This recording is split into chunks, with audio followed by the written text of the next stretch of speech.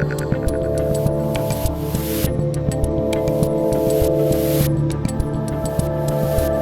everybody, I'm Dave Rubin. It's the Rubin Report Direct Message for today, February 18th, 2022. We are live streaming on Rumble, YouTube, and BlazeTV. Subscribe, share, there's a notification bell, etc.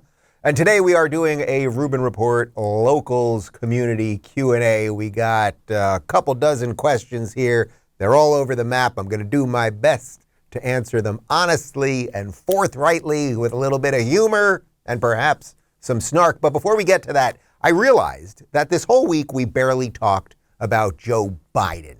You guys know Joe Biden. He's the elderly man that's pretending to be president of the United States, and he didn't really do that much this week. And I was talking to the guys and I said, people miss that old man. You know, like, is there something we could do with that old man at the top of the Q&A that would remind everybody what a great handle he has on the issues of the day and how he is truly the one running the show? Video. Rock and I think it's a right for people to have bad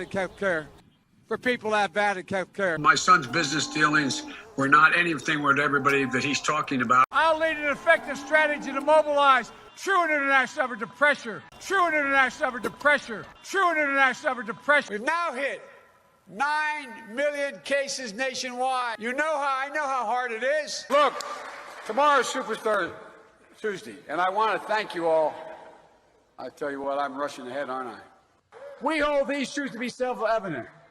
All men and women created by you know the thing. I watched what happened when the kids from Parkland marched up to, and I met with them, and then they went off to up on the hill when I was vice president. They went off the hill to go into those neighborhoods. All those congressmen were like, "No, I'm not here.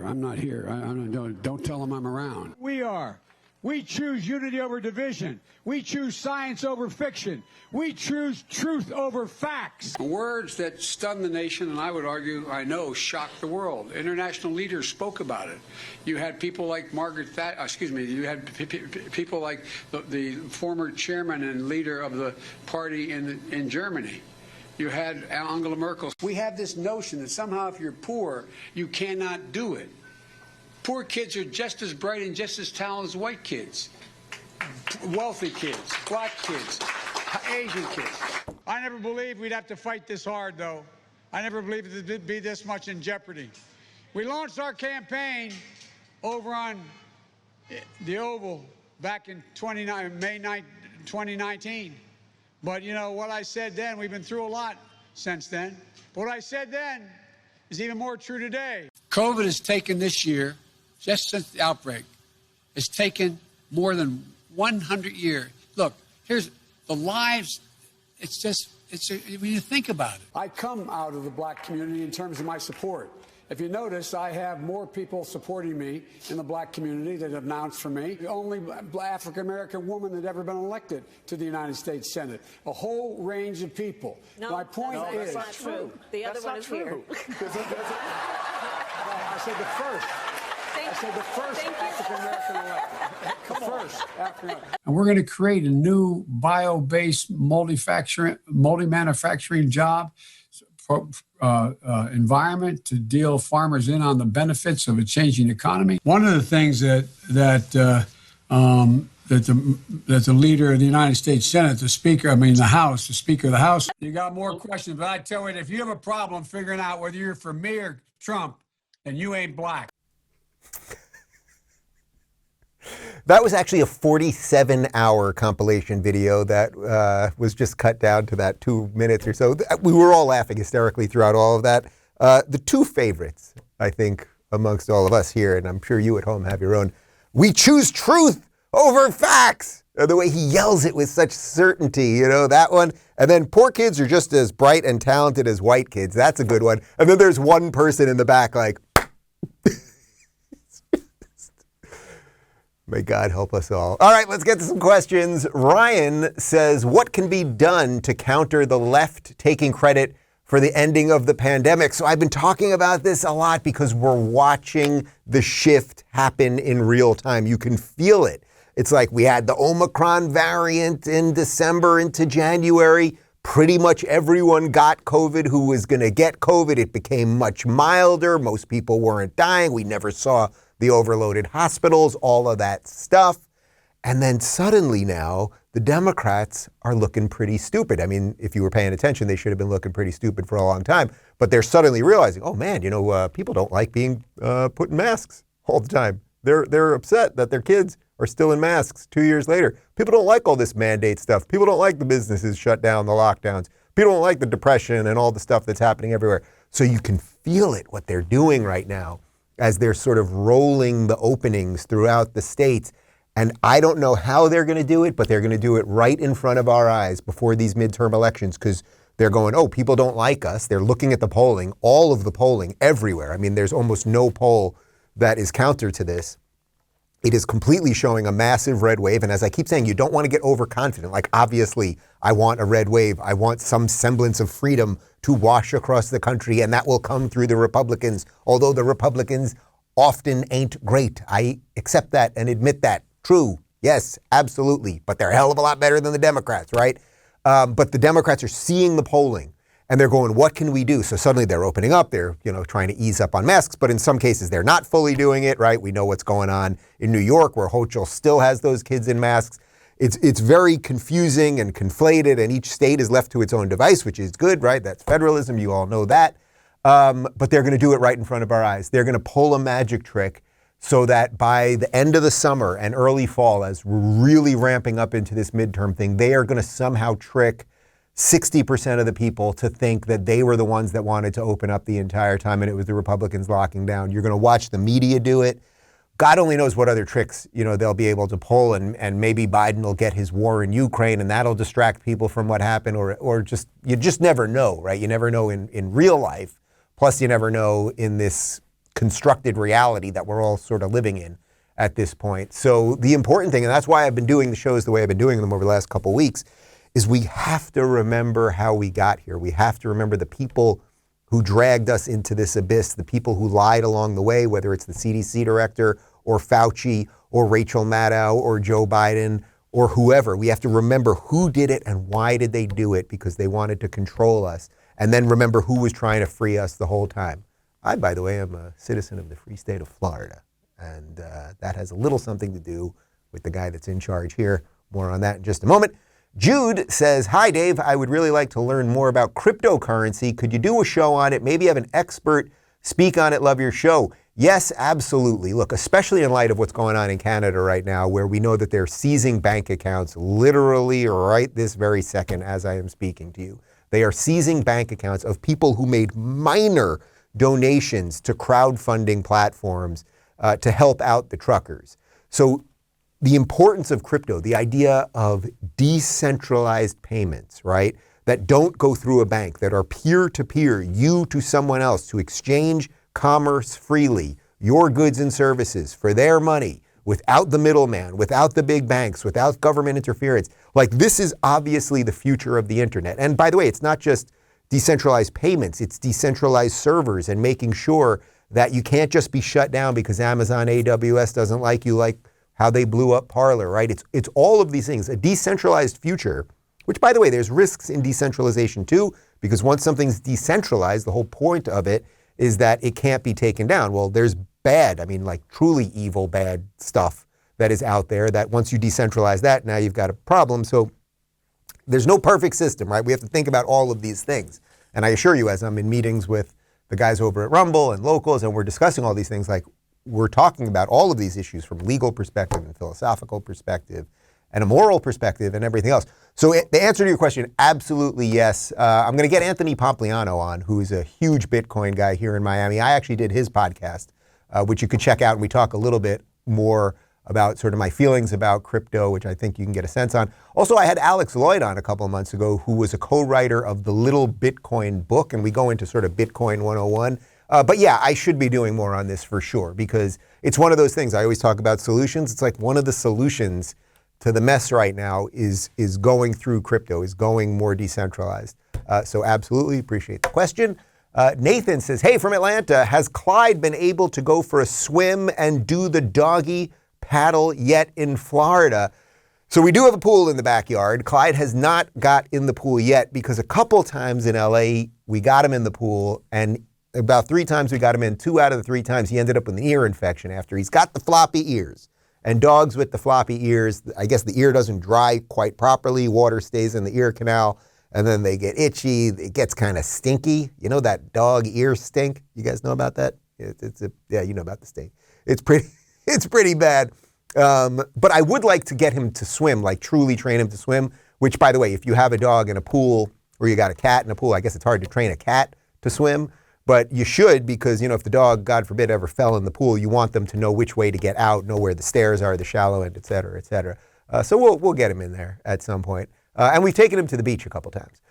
Ben says, have you heard the rumor that Justin Trudeau is the son of Fidel Castro? So this is like the hot rumor online. Connor, do we have some images? There we go. So that's Justin Trudeau on the left. That's a young Fidel Castro next to him. Then, of course, there's Justin Trudeau again, and then a slightly older Fidel Castro. I mean, this is a real rumor that has been going around for a long time. As far as I know, it's not verified in any real way, but the nose looks like remarkably the same. And that bottom lip, that's what it is, right? The nose, the bottom lip, and that smile, that sort of half, slightly depressed smile, no teeth smile. Like there's something there. And a lot of people are saying it like, and it seems that their politics are kind of lining up these days. So maybe like father, like son. I don't know if it's actually true, but Trudeau's a bad dude. I mean, he's a bad dude. In case this whole week, whatever I was saying about Trudeau didn't really like seep into your pores, he's just a bad person. He's deeply inauthentic. He came in for power. That's what he came in for, to guide Canada to be more like how he wanted it to be, not how the people wanted it to be. And at the end of every one of these people who come in for power is the worst sort of petty tyrant. So he promised them these rainbows. He promised them diversity and tolerance. And now he literally has troops out on the street arresting people for peacefully protesting. The very same people who he said were doing it because they have an irrational fear of trans people. There's your rainbows for you. Bernie says, did you manage to convince Candace to buy a house near yours? I think we've got an image. We had Candace Owens and her husband George over for dinner last night. That's where this question comes from. I just adore Candace. She's just, I know a lot of these people that I talk to on camera or that you know publicly or politicians or whatever. Some of them are like one way on camera and another way off camera. And Candace, probably more than anyone that I've ever met in this space, the Candace Owens you see on camera is Candace Owens, period. There is like no distinction between private Candace Owens and public Candace Owens. I know a lot of people that have, a small divide in some ways. Like it just is when the camera's on you. You just are a little bit different, right? And then some people have a huge divide where what they present in front of the camera is very different than actually what they believe or how they act in their personal life or something like that. And I'm not sitting here saying I'm the perfect person, but Candace is who she is. And we just had a wonderful dinner last night. Actually, it was the first time we had a couple over for dinner because we've been unpacking and getting things in order and all that stuff. So it was really nice to have friends over. Candace actually lives in Nashville now. That's where the Daily Wire moved, as you know. I sell Florida on everybody, right? Although Florida really doesn't even need a salesman. The proof is in the pudding here. Or I guess the proof is in the orange juice, as they would say. But she was really selling me on Nashville because she absolutely loves Nashville. And we sort of agreed, okay, we're probably not going to move, either one of us, but like how great it is that we both decided to live in great places that line up with our beliefs. She lived in DC, now she's in Nashville. I lived in LA, now I'm in Florida. It's like, that's what it's all about. And there probably won't be many other cities that I visit, blue cities anymore, but I will definitely visit her in Nashville. I think I'm going to go to Nashville next month to tape her show and do a couple things with the Daily Wire people. Linda says, what can Americans do if Biden shuts down our funds as they did in Canada? What will these truckers do? I mean, look, hopefully that does not happen. Now, I don't think it's going to happen in relation to the truckers. So I don't anticipate that suddenly Joe Biden will sign some sort of executive order that will make financial institutions have to freeze bank accounts of free U.S. citizens for putting a couple bucks into a fund to help people protest in Canada. Like, that seems completely insane. I don't know how that could possibly be legal. I don't even know that it's like actually technically doable. That being said, we live in a crazy time where it's like, I mean, it's like you could wake up tomorrow and it's like, what could they do that you'd be shocked by, right? Like every morning, it gets stupider, every level of the nonsense. Like there's so little that could shock us. Like the aliens could land in the morning and everyone, at 9 a.m., they could announce they're here and by noon, everyone would be fighting over whether they're racist or not. Like it's just how the machine sort of operates in this, it's fast, it's 24-hour news cycle isn't even right. It's just this perpetual motion machine that we're all kind of in. So I don't think that would happen, that Biden would somehow do something to stop people from funding things. But look, if we had a mass protest movement here in the United States against mandates, would Biden do everything he could to stop it? Would he call these people racist? Would he call them bigots and Islamophobes and all of the other nonsense that Trudeau just did? Of course he would, right? I mean, that's what he calls half the country anyway, as he calls for healing on one hand, and then he calls his opponents bigots and racists on the other hand. So that's one part of it. Your second question, which was, what will these truckers do? I hope, and it's very easy for me to say from the comfort of my chair in my studio here in the free state of Florida, but I hope they will not lose their wherewithal here, right? I hope they will calmly continue to push where they can push and be as peaceful and upstanding as they have been. And I get it, it ain't gonna be easy. I mean, I said this on the show yesterday, but really try to think about it for one moment. If you were in a country that you felt you had to protest, what you thought was your free country, right? And now you had to protest the government because they had locked you down for 2 years and all of this stuff, right? They've done all of this. And then out of nowhere, the governor or the prime minister, whatever it is, says, we're gonna freeze your bank account if we see you out there.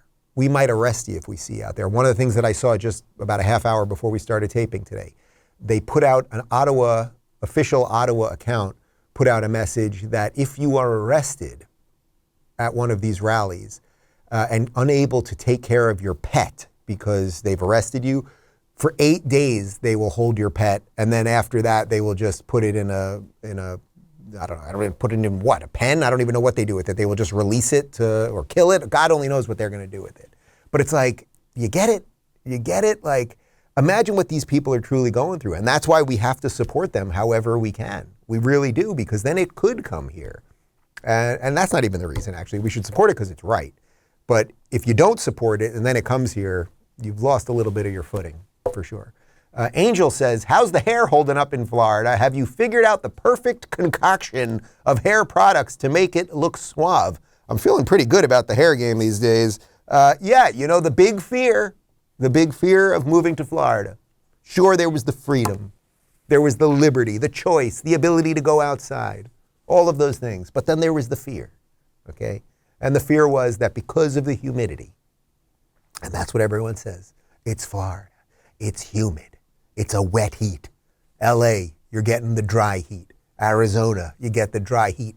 Dry heat, good for hair height. I gotta tell you, I'm having no problem with the hair height here. I use the dry texturizing spray that puffs it up, little super fine hairspray to keep it in place, and everything's been just fine. Now, we will revisit this over the summer. That's what people keep telling me, Dave. Sure, your hair looks good now, but they could come for it in the summer. The stormtroopers and the humidity people. Cheryl says, it seems as though Trudeau is poking the bear to get the truckers to strike first in some violent sort of way. Do you see any peaceful way out of this? What about the vote of no confidence that is a way for the legislative body to censure the prime minister? Any chance that could happen? So from what I understand, that actually could happen, that basically the entire legislative body could just say a vote of no confidence. Again, I've been relating all of this to the Star Wars prequels. That's what they did to Chancellor Valorum, right? Like they can basically say this guy is he's lost it, he's not in charge anymore, nobody trusts him, and he's out in essence. So there's probably some procedural version of that could work. I sense that basically the next 2 weeks are the real defining moment here, right? Because we had 10 days or so of peaceful protesting, and all Trudeau did was say that these people were racists. All he had to do, I mean, imagine. And maybe in retrospect, if he could go back, he would do it, although I'm actually not sure, because I really do think I think he's genuinely a psychopath. I really do. I think his quest was power, and that really twists you. But imagine if we're day 5 into this thing. So we're like a week and a half ago. Day 5, people are out there, they're playing Bob Marley music, they're cleaning up the streets, they're hugging each other, loving on each other, it's all good. And imagine if Trudeau just showed up out there and said, you know what? He didn't have to wear a jacket, he could just, well, it's cold out, but just like kind of just be like a little more relaxed Justin Trudeau. And had just been out there and just been like, you know what, I hear you guys. And this has been tough on everybody, and we might have made some mistakes along the way. But we're going to actually give some of the power back to the local provinces, the towns, the cities, and let's see what happens. And maybe why don't we revisit this in a month? Now, maybe it would have been bullshit. Maybe that's just not the way politics works. But there was an opportunity there for something like that to happen. And he chose, instead of any fig leaf, he chose to just move on them. I will use state power on you guys. This is like the type of stuff that we expect dictators in the Middle East to do. You may remember the revolt in Egypt, about 10 years ago or so now, right? Tahrir Square. And Hosni Mubarak, who was the president of Egypt, in effect a dictator. They had sort of fake elections, but he had been an American ally. You may not have liked him. You might have liked him. Maybe he wasn't as radical as the Muslim Brotherhood. Whatever it is, doesn't even matter. But the guy had sort of kept the country going for a long time. Then the people started rising up against him. And immediately, Obama was the president at the time. He basically threw Mubarak under the bus. Mubarak's now dead and long gone. But the point is that he was cracking down on his own people. And the Western world was like, no, you're obviously the bad guy. Okay? Now, what have they done with Trudeau? Has Biden said a word? As I'm taping this right now, I don't think Biden has been asked one question about this. Right? They're probably hiding Biden, so they throw sake out there to just punt the question all the time. But it's like, what do Western leaders think of this right now? Western leaders, every Western leader should be out there having to say, do you agree with this guy going with emergency powers, abusing his office in the face of peaceful protests? So I don't know what the off-ramp here is now. He ramped up the game, and now what would be the sensible thing for him to do? Well, of course it would be to scale it back. I just don't see it. Leslie says, hey Dave, love listening to you. Do you think the cost of housing, especially rentals, will come back down? I guess it depends where you live. I mean, one of the reasons that I really wanted to leave LA, and the reason that we did it so quickly, was it didn't make sense to me that the cost of housing kept rising there. Because I was like, who the hell is moving to LA? This makes no sense. And when we put our house on the market, we put it up for a pretty hefty number and we got offers.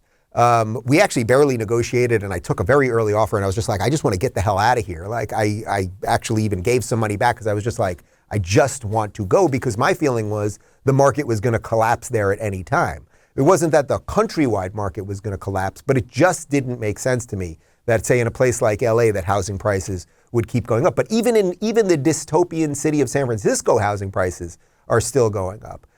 So I don't know what that's all about. A lot of people have said, there's things like BlackRockers just buying all of these houses to keep prices sort of high and ensure that people in the future just won't own anything, and that we'll all just become endless renters, which to me is a huge problem, because if I've done one thing right financially in my life, it's that I've owned 3 different places, and each one was a stretch for me, a major stretch.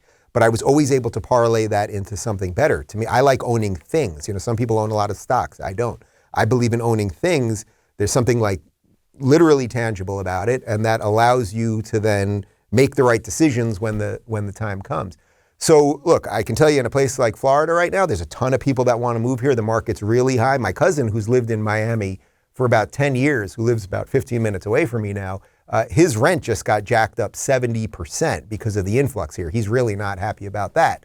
And I get it. And this is where you want more building, right? You want more competition. You want less regulation so builders can come in and innovate and build more quickly, right? That's what you want. And fortunately, we have some version of that in Florida, but it's not perfect. But I really think it depends where you live. If you live in a place that's flourishing, it's sort of tough on the purchase or rental side, but it's probably worth it to stretch yourself to be there. And these places that are crumbling and the prices are still high, it's like, what is really going on there? I don't know. I actually don't know. Amy says, you have vowed to work to keep the state of Florida free. Do you have any plans on connecting with and potentially promoting candidates running in local elections, such as school boards or commissioner races? Yes, absolutely. So I don't want to say too much on this yet, but I have reached out to a couple local people here in Miami. I really want to get to know the mayor of the specific part of Miami that I'm in. I'm not in Miami Beach with Mayor Suarez. I wish I was. He's awesome, and Miami Beach is pretty cool. But I want to reach out to a couple people. I met the deputy mayor here because it's important. Actually, this is one of the things in my next book that comes out in April. It's like, get to know some of your local politicians. They will have far more to do with your life than the national politicians, at least in a sane society. Like, if you've got problems, if there are potholes on your roads, like, who's going to fix it, the president or the local guy? Our roads happen to be pretty nice here. Like, everything's kept up really nice, but I want to make sure that stays in place. So I've been trying to be out and about and meet as many people as possible. And I think when I tour for the book, I've told my guys, I want to go very heavy in Florida, and I'll meet the deputy mayors and the commissioners and the sanitation people and the guy in charge of alligator wrestling. Everybody. I want to meet them all. Danielle says, if you could interview any alive person and give them some truth serum right before the interview, who would you pick? For the sake of this question, Brandon is considered alive. Well, that was nice of you in light of the video that we showed at the top here. If I could interview anyone and give them truth serum, I mean, like, probably Hillary, I guess. Like, what really is going on there? Did you do the spying thing? Did you know about it? Did you ever think that Trump really was involved with Russia? Were you involved with Russia? Like, were you up to criminal activity? What do you know about Bill and all the women and the, Monica Lewinsky and the blue dress and the cigar and the call to Trent Lott and all of the stuff? I guess it would just be interesting because she's so deeply inauthentic. I know she's not that relevant anymore in a way, and although there's some people saying she's going to run because they're going to, they're just going to cryo-freeze Biden or whatever.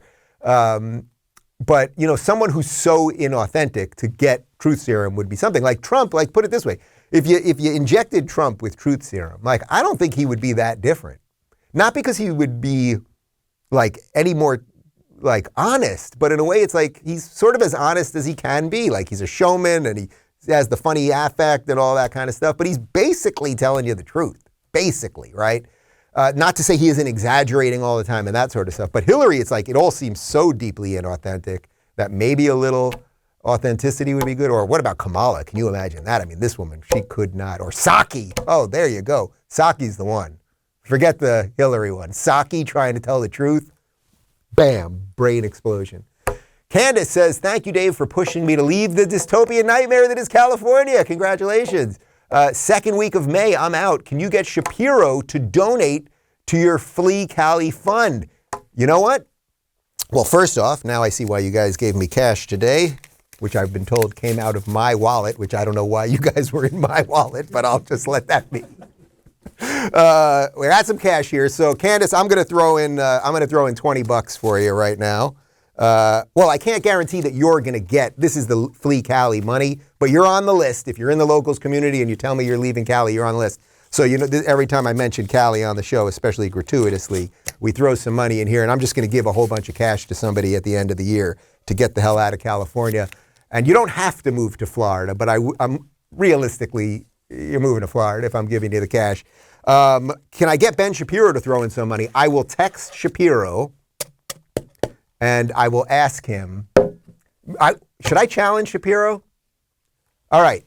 Yeah, I'm going to challenge Ben Shapiro. This is the challenge to Benjamin Shapiro. Okay, Benjamin, you hear me? This is the challenge, Ben. You left Los Angeles about 2 years ago. You left me there. You left me. You abandoned me. I stayed for another year. It was tough. But then I left. But now I'm raising money, cash, to give to one lucky Rubin Report viewer at the end of the year. I'm just going to be throwing cash into this thing at the end of the year, and then I'm going to throw a couple grand in extra to just give somebody. I'm just going to hand them a whole bunch of cash to leave Cali and move to Florida. Will you match my year-end donation to save someone from the dystopian, horrific city of Los Angeles to move anywhere in the free state of Florida? Will you match me, Ben Shapiro? We'll find out. Stay tuned, everybody.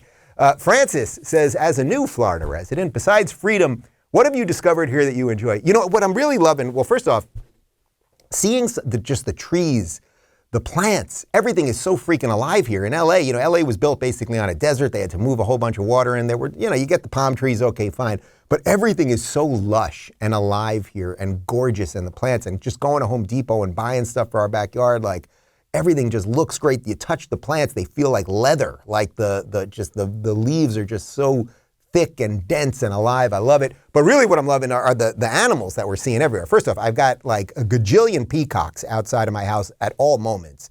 And we were walking Clyde. I think we've got some B-roll on this. We were walking Clyde the other day, and peacocks everywhere. He's hunting down peacocks. They make this crazy sound. Apparently it's a big thing here in Miami. You've got the peacock, the pro-peacock people and the anti-peacock people. Some people like them out there. You got to slow down your car.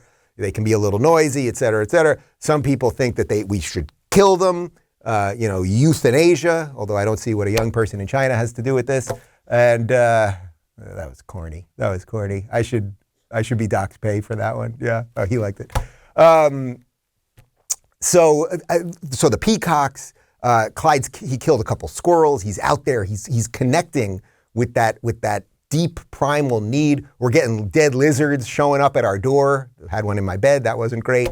But just like the animals and the life, just that it just feels good. And I got to tell you, the air, man, because it is a little more humid here, like I wake up and I can fully breathe through my nose. And that is pretty sweet.